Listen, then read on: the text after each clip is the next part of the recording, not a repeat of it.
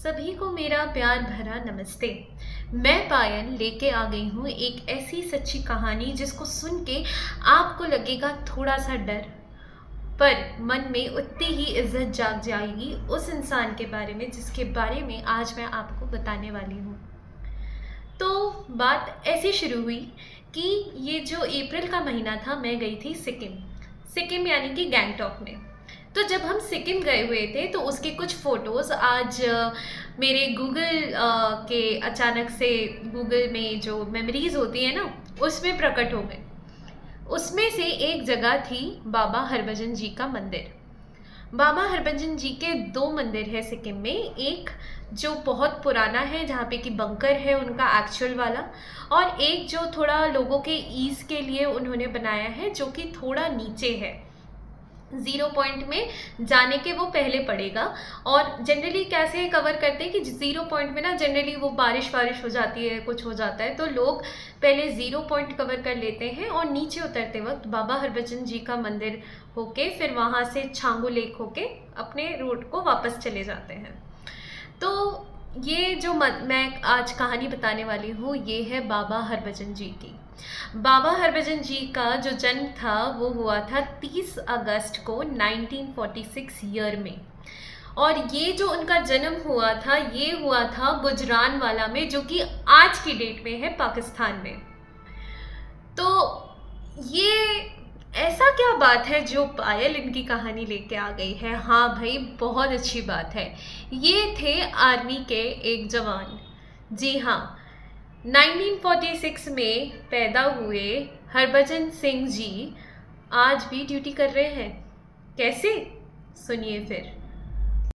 बाबा हरभजन जी का नश्वर शरीर तो उनके साथ नहीं है, लेकिन उनकी रूह आज भी हमारे देश की रक्षा कर रही है। आज भी वो स्वप्न आदेश दे के आगे क्या होने वाला है वो सब कुछ बता देते हैं। आज भी वो चीनी घुसपैठियों के बारे में हमारे जवानों को सपने में आके सब सच बताते हैं कि कहाँ से क्या घुसपैठ हुआ है। जी हाँ, एक ऐसे आदमी या फिर इंसान, या फिर मैं क्या बोलूँ, भगवान ही बोलती हूँ मैं उनको, एक ऐसे भगवान जो सपन में आके सब कुछ बता जाते हैं। तो हुआ ये था कि 30 जून 1965 को वो आर्मी में ज्वाइन हुए थे। उनकी ज्वाइनिंग जो हुई थी वो 23 पंजाब बटालियन में हुई थी। तो जब उन्होंने आर्मी में ज्वाइन किया तो उन्होंने OR यानी कि अदर रैंक यानी कि जवान के रैंक में उन्होंने ज्वाइन किया था। तो जवान के रैंक में ज्वाइन किया तो ऑब्वियसली वो 17-18 साल के एक नन्ही सी जान यानी कि एक नन्हा सा लड़का ही हुआ होगा। हमारे यहाँ पे आज भी 17-18 साल में बच्चों को बच्चा ही माना जाता है। उनको घर के बाहर जाने में भी कितने रेस्ट्रिक्शंस होते हैं। और देखिए, जो हमारे आर्मी के जो जवान होते हैं वो 17-18 साल में खड़ी भर्ती के होके आते हैं और कितना कुछ कर जाते हैं हमारे देश के लिए। उनमें से ही हैं हमारे हरभजन बाबा जी। जी हाँ, उनमें से हैं हमारे हरभजन बाबा जी। वो तो उनका बॉडी चला गया, लेकिन आज भी उनकी रूह हमारे देश की हिफाजत करती है। किस लेवल का उनको इस देश से प्यार होगा। जी हाँ, तो हुआ ये कि वो म्यूल ट्रैक में जा रहे थे। म्यूल ट्रैक जो है, मैं खुद चूँकि सिक्किम में गई हुई थी, मैंने देखा था। म्यूल ट्रैक बहुत ही पतला सा ट्रैक है और वो एकदम ही ऊपर की ओर है, और जो उसका जो टेरेन है ना, वो टेरेन इतना भयानक है, मैं सच कह रही हूँ। मतलब आप जैसे वो पगडंडी होती है ना, पगडंडी से भी आप उसको आधा कर लीजिए। और पगडंडी में तो फिर भी आप चल सकते हैं क्योंकि वहाँ पे ग्रिप होता है पैर में, मतलब चलने के लिए, या फिर कुछ ना कुछ फ्रिक्शन होती है। लेकिन ये तो पूरा स्लिपरी होता है क्योंकि ये जो पगडंडियाँ हैं ये एक्चुअल में पहाड़ों के ऊपर है। और ऐसे पहाड़ जो कि मट्टी से नहीं बने, जो कि बने हैं ठोस पत्थरों के, और उसके ऊपर पूरी बर्फें जमी होती है। और वहाँ का जो टेम्परेचर होता है वो करीबन -10, -12, -13, कभी कभी तो उससे भी ज़्यादा कम हो जाता है। वैसी पगडंडियों से, जो कि बोलते हैं म्यूल ट्रैक, यानी कि म्यूल जो खच्चर होते हैं ना, उसके सहारे में कुछ चीज़ें लेके वो ऊपर की ओर जाना पड़ता है और फिर वहाँ से उन चीज़ों को लेके नीचे की ओर आना पड़ता है, या फिर जैसे मान लीजिए खाना भेजना हो या फिर कुछ भी हो, वो सब कुछ लेके वो जा रहे थे। अब वो अचानक से गायब हो गए। तो जब वो गायब हुए तो किसी को उनकी बॉडी नहीं मिली कि कहाँ गए वो, क्या हुआ उनके साथ, किसी को कुछ नहीं पता, कोई इन्फॉर्मेशन ही नहीं थी कि वो कहाँ गए। बस इतना पता था कि वो उन पगडंडियों के सहारे एक खच्चर को लेके कुछ सामान ऊपर तक पहुंचाने जा रहे थे। ऊपर तक वो सामान तो उन्होंने पहुंचा दिया था, लेकिन जब वो नीचे आ रहे थे उसके बाद वो गायब हो गए। गायब होने के बाद किसी को उनकी बॉडी नहीं मिली। सब बॉडी ढूंढने गए कि भाई क्या हुआ, एक बंदा हमारे बटालियन का गायब है, चलो चल के देखते हैं। नहीं, कुछ नहीं मिला उनकी बॉडी का, या फिर कोई जो सामान होता है या फिर वो जो खच्चर था वो भी, कोई निशान ही नहीं थी उनकी। तो फिर क्या हुआ, उन्होंने कुछ दिनों बाद, जो कि था 4 अक्टूबर 1968 करीबन, मतलब 1965 30 जून को उन्होंने ज्वाइन किया था, और उनके साथ ये हादसा 3 साल में ही हो गया। तब वो कितने साल के रहे होंगे, 22-23 साल के रहे होंगे, उससे ज़्यादा नहीं थे। जस्ट इमेजिन, एक 22-23 साल का बच्चा कितना यंग होता है यार, मतलब उसकी पूरी लाइफ बची हुई थी, उन्होंने गवा दी उसको। तो उसके बाद क्या हुआ, वो जब उनकी बॉडी नहीं मिली तो उन्होंने एक अपने दोस्त को, एक और सिपाही को, वो खुद भी सिपाही रैंक में थे, तो उन्होंने अपने एक दोस्त को जो कि दूसरे सिपाही थे, उनको सपना आदेश दिया कि मेरी बॉडी यहाँ पे है, प्लीज़ मेरी बॉडी को निकालो। तो ऑब्वियसली उनकी बॉडी वहाँ से मिली, और उसके बाद फिर जब उनकी बॉडी मिली तो ऑब्वियसली बहुत बुरा तो लगा ही होगा। उन्होंने उनकी जो भी लास्ट राइट्स थे, क्रियाक्रम थे, वो किए, उनकी बॉडी को उनके घर पे भेजा, सब कुछ हुआ। लेकिन उसके बाद क्या हुआ, कुछ दिनों बाद जब भी कोई LAC पे, यानी कि लाइन ऑफ एक्चुअल कंट्रोल में सो जाता था या फिर कुछ करता था ड्यूटी के दरमियान या कुछ, वो जाके उनको थप्पड़ मार देते थे। तो लोग बड़ा डर जाते थे कि यार ऐसे कैसे हो रहा है, कोई दिखता नहीं है, कुछ नहीं है, लेकिन थप्पड़ मार के कौन जा रहा है यार, मतलब ये क्या हो रहा है हमारे साथ। फिर धीरे धीरे कुछ लोग उनको देखने लगे कि मतलब वो खच्चर पे बैठ के चाइना के वहाँ पे कहीं तो जा रहे हैं, बॉर्डर के लाइन पे वहाँ पे कहीं जा रहे हैं। चाइना वाले लोग उनको देखने लगे कि यार आपका ना ये सिपाही रैंक का एक लड़का है, ये हमारे यहाँ तक घुस आया था। तो लोगों को समझ नहीं आया कि ये चल क्या रहा है। फिर क्या हुआ, चाइना वाले जब यहाँ पे घुसपैठ करने की कोशिश करते थे चोरी छुप के, वो इंटेल के लिए या फिर जो भी रीज़न से घुसपैठ करते थे, इंटेल यानी कि इंटेलिजेंस के लिए घुसपैठ करते थे, तो वो अचानक से उनकी खबर दूसरों को, मतलब ड्रीम्स के थ्रू बता देते थे कि भाई ये जो आदमी है, ये चाइना का आदमी है, ये ऐसे घुसपैठ हो गया है, आप जाएं और जाके पता करें कि ये क्यों घुस रहा है ऐसे करके। तो लोग ना बहुत वैसे हो गए कि यार ये चल क्या रहा है। उसके बाद ना वो सारी मीटिंग्स में रहते थे, मतलब सारी मीटिंग्स में, यानी कि आज भी जब ये फ्लैग मीटिंग होता है तो भी उनकी जो चेयर होती है वो दोनों तरफ से लगाई जाती है। इंडिया की तरफ से एक चेयर खाली रख दी जाती है और एक और चेयर चाइना की तरफ से खाली रख दी जाती है, और वहाँ पे वो आके बैठते हैं। जी हाँ, वहाँ पे वो आके बैठते हैं, पूरी मीटिंग का जो भी मिनट्स ऑफ मीटिंग में डिस्कस होता है वो सब कुछ सुनते हैं। चाइना ने लास्ट मंथ, मतलब last month in the sense कि मैं तो अप्रैल में गई थी, तो मार्च में उनका चेयर नहीं लगाया था। एंड यू वोंट बिलीव, उन्होंने चाइना वालों को अपनी साइटिंग दी, यानी कि वो चाइना वालों को दिखे कि भाई तुमने मेरा चेयर कैसे नहीं लगाया। और उन्होंने फिर खुद बोला कि we are like very sorry for not hosting you and for not keeping chair for you, but next time it won't happen। और वो उनको कंटिन्यू दिख रहे थे उनके जो बॉर्डर वाला इलाका है जो कि चाइना की तरफ से कंट्रोल किया जाता है। बाबा हरभजन जी के 2 मंदिर हैं। एक पुराना मंदिर है जो कि एक्चुअल मंदिर है, वहाँ पे उनका बंकर भी है। बंकर यानी कि उनका जो रूम था, उनकी जो चीज़ें हैं, मतलब उनके कपड़े, जूते, उनकी यूनिफॉर्म, उनका बेड वेड, सब कुछ वहाँ पे आज भी है।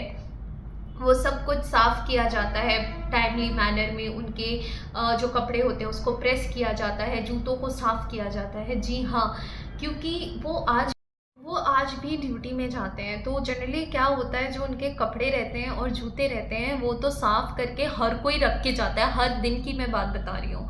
साफ़ करके उनका सारा जूता और कपड़ा रख के जाते हैं, बट उसके बाद जब नेक्स्ट डे वो आते हैं तो उनका कपड़ा ऐसा, जैसे वो पहनने के बाद कपड़े में जो क्रीज लाइंस आ जाती है ना, वैसे हो जाते हैं। उनके जूते पूरे गंदे रहते हैं, क्योंकि वो पहाड़ी जो होता है ना वहाँ पे काफ़ी मड हो जाता है, काफ़ी कीचड़ हो जाता है, क्योंकि कंटिन्यू बारिश होती है या फिर बर्फ़ होता है, बर्फ़ गल के वो मिट्टी के साथ मिलके ना बहुत ही कीचड़ नुमा वो रहता है। तो वो सारा कुछ उनके जूते में लगे रहते हैं। इट्स सो स्ट्रेंज एंड मतलब क्या बोलूँ मैं, ये डर का भी एक मंज़र है लेकिन एक इज़्ज़त का भी मंज़र है। तो जो पुराना मंदिर है वहाँ पे ये चीज़ें रखी है हुई है, बट लोगों को वहाँ पहुँचने में थोड़ी दिक्कत होती है। तो लोगों की दिक्कत को कम करने के लिए उन्होंने अभी एक और नई मंदिर बनाई है, जो कि ज़ीरो पॉइंट के थोड़े नीचे है, जो मैंने आपको अभी पहले ही बताया था वीडियो में। तो आप वहाँ भी जा सकते हैं। वहाँ पे उनके नाम का एक कैंटीन भी चलता है, जहाँ से कि आप कुछ खा सकते हैं, और वो जो कैंटीन है वो आर्मी वाले ही रन करते हैं। तो आपको खाने के लिए कोई मतलब बेखौफ होके आप खा सकते हैं, कि क्योंकि सारा कुछ क्लीन होता है, सारा कुछ वहाँ पे चेक होता है, कंटिन्यू इंस्पेक्शंस होते हैं, तो आप वहाँ पे भी खा सकते हैं। तो जो न्यू वाला स्मारक है वो काफ़ी डेकोरेटेड है, लेकिन जो आपको एक्चुअल फीलिंग आएगी ना सबसे ज़्यादा, वो होती है उनके रूम पे जाके। जो उनका बंकर है, जो एक्चुअल बंकर है, वो थोड़ा और ऊपर की तरफ है ज़ीरो पॉइंट से। वो जो मंदिर है, वो जो मतलब ओल्ड एक्चुअल बाबा जी मंदिर है, वो 14,000 फीट्स पे है। बाबा हरभजन जी वैसे तो ऑन रिकॉर्ड रिटायर हो चुके हैं। उनको 2006 में रिटायर कर दिया गया था, that is 38 years of service.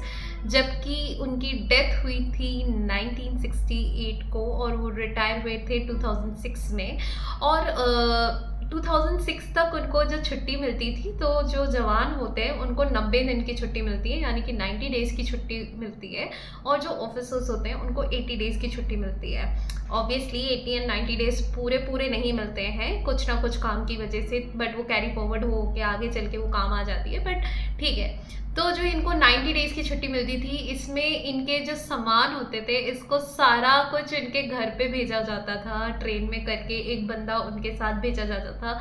और उनकी प्रॉपर बर्थ बुक होती थी, बर्थ यानी कि जो सीट होती है ना, वो बुक होती थी। वहाँ पे वो सोते थे, वहाँ पे वो खाते थे। जस्ट इमेजिन, मैं ये ट्रेन की बात कर रही हूँ। वहाँ पे वो खाना खाते थे और उनके लिए सारा कुछ अरेंज होता था, और वो छुट्टी में अपने घर जाते थे। घर पे उनको बुलाया जाता था, घर पे उनको प्यार किया जाता था। जैसे एक बेटा आता है तो उसके लिए उसकी माँ बहुत अच्छे खाने बनाती है, राइट? वो सब कुछ उनके लिए बनता था। जस्ट इमेजिन, मैं कभी कभी यही सोचती हूँ कि उनकी माँ को कैसा लगता होगा कि मेरा बच्चा है, पर मेरे बच्चे को मैं ना देख सकती हूँ, ना मैं छू सकती हूँ। मतलब एक अलग ही मंजर था वो ना, कि मतलब कैसे कैसे it's so so spooky, but at the same time it is so emotional. Like कैसे, मैं मेरे पास कुछ वर्ड नहीं है इस फीलिंग को बयां करने के लिए। सो वो फिर छुट्टी से वापस आते थे, फिर वो ऑन परेड होते थे। ऑन परेड यानी कि ऑन ड्यूटी हो जाते थे। तो ये सारी चीज़ें होती थी जब तक वो अपने नौकरी के टेन्योर में थे, that is the 38 years of service. अब रिटायरमेंट के बाद भी वो अभी भी ड्यूटी कर रहे हैं। वो अब तो वैसे घर नहीं जाते हैं, लेकिन उनका पेंशन आता है, और वो पूरा जो अमाउंट है वो उन्हीं के ऊपर स्पेंड किया जाता है। और वो आज भी ऑन परेड हैं, यानी कि ऑन ड्यूटी हैं। वो मीटिंग्स में आते हैं, वो अगर कोई सो रहा होता है तो जाके थप्पड़ मार देते हैं लोगों को। मतलब सपने में आके ये बताते हैं कि चाइना का कौन कहाँ से एंटर कर रहा है, कौन से रूट से एंटर कर रहा है। चाइना वालों को सपने में आते हैं कि भाई तुम यहाँ से जा रहे हो, मैं बता दूंगा या कुछ कर दूंगा। मतलब किस लेवल का उनको मतलब प्यार था हमारे देश इंडिया से, या फिर प्यार है मैं बोलूँगी, क्योंकि वो आज भी हमको सर्विस दे रहे हैं अपनी। और मैं सच बोल रही हूँ, सिर्फ वो नहीं, आर्मी में हर एक बंदा इतना जाबाज होता है ना कि हम सोच भी नहीं सकते हैं। मैं जब सिक्किम गई थी, ज़ीरो पॉइंट में मैं जब गई थी, ज़ीरो पॉइंट में मैं गई थी, तो मेरा लिटरली ये वाला पार्ट था ना, पूरा ऐसे जम गया था। I was not able to speak. मैं जब बात कर रही थी ना, ऐसा लग रहा था जैसे कोई मेरे को ऐसे सुई चुभो रहा है। मेरे हाथ दस्ताने पहनने के बाद भी पूरे एकदम ऐसे जम गए थे। मैंने वो पहने हुए थे, स्टॉकिन्स पहने हुए थे, which is a thermal 3 layer stockings. वो ऐसा फील हो रहा था जैसे कि अंदर तक ना कोई ऐसे पानी डाल के जा रहा है, एकदम बर्फ का। उसमें हमारे जवान लोग, हमारे ऑफिसर्स लोग हमारी रक्षा के लिए खड़े हैं, तैनात हैं। बंकर्स अगर आप देखेंगे ना, ऊपर ऊपर कुछ नहीं है, एक ऐसे टीला टाइप का बना रखा है पत्थर का, ऊपर एक शेड लगा रखा है, बस उसके अंदर वो लोग खाना भेजते हैं, वो खाना खाते हैं, उसी के अंदर सो जाते हैं। मैं कभी कभी सोचती हूँ किस लेवल का जज्बा है हमारे सारे फौजी भाइयों में और हमारे सारे ऑफिसर्स में, और उनकी। इसलिए कभी भी ना आप किसी फौजी को देखें तो उनको उनसे अच्छे से पेश आए। मैं ये तो नहीं कहती हूँ कि आप उनको वो सल्यूट करें या कुछ नहीं, वो आपका जो भी है, लेकिन एक बेसिक लाइन ऑफ रिस्पेक्ट जो होता है वो ज़रूर दें, क्योंकि आपको नहीं पता वो फौजी किस ड्यूटी से आ रहा है या किस जोन से आ रहा है, या उसकी मेंटल स्टेट क्या है। एक जो फौजी की जो फैमिली होती है, चाहे वो ऑफिसर की वाइफ हो या फिर जवान की वाइफ हो, वो खुद जानती कि वो किस लेवल का सैक्रिफाइस करती है। हमको एसी रिपेयर तक करने आता है, फ्रिज रिपेयर करने आता है, क्योंकि हम अकेले रह रह के इतने इंडिपेंडेंट बन जाते हैं कि हमको फील ही नहीं होता है जैसे कि हमें ये नहीं आता या वो नहीं आता। हमको सब कुछ खुद से करना पड़ता है। ये बोलना बहुत आसान है कि फ़ौज में तो आपको कैंटीन की सर्विस मिलती है, ये मिलती है, वो मिलती है, लेकिन बिलीव मी, एक पति का साथ रहना बहुत मायने रखता है। आपको जब तबीयत ख़राब हो जाती है, आप लेडी की मैं बात कर रही हूँ, आपकी तबीयत ख़राब हो गई, आप खुद डॉक्टर के पास गए, खुद ने टेस्ट करवाया, खुद ने सारे रिपोर्ट्स निकाले, रिपोर्ट्स निकालने के बाद फिर मेडिसिन भी खुद ही लाके आप करते हैं। बच्चे का सारा ध्यान आपको रखना पड़ता है, घर का हर कुछ आपको चलाना पड़ता है। एक टाइम आता है जब आप फ्रस्ट्रेट हो जाते हैं कि यार कॉल नहीं लग रहा है, नेटवर्क नहीं है, मैसेजेस नहीं डिलीवर हो रहे हैं, 3-3 महीने, 4-4 महीने कोई कम्युनिकेशन नहीं हो पाता है। तो इसलिए नेक्स्ट टाइम किसी फौजी या फिर उसकी फैमिली वाले से मिले ना, मुस्कुरा कर मिले, खुश होकर मिले। आप भी खुश रहेंगे, वो भी खुश रहेंगे, क्योंकि at the end of the day फौज है तो हमारी हिफाजत है। नमस्ते, जय हिंद, और सब खुश रहिएगा। Take care, bye bye.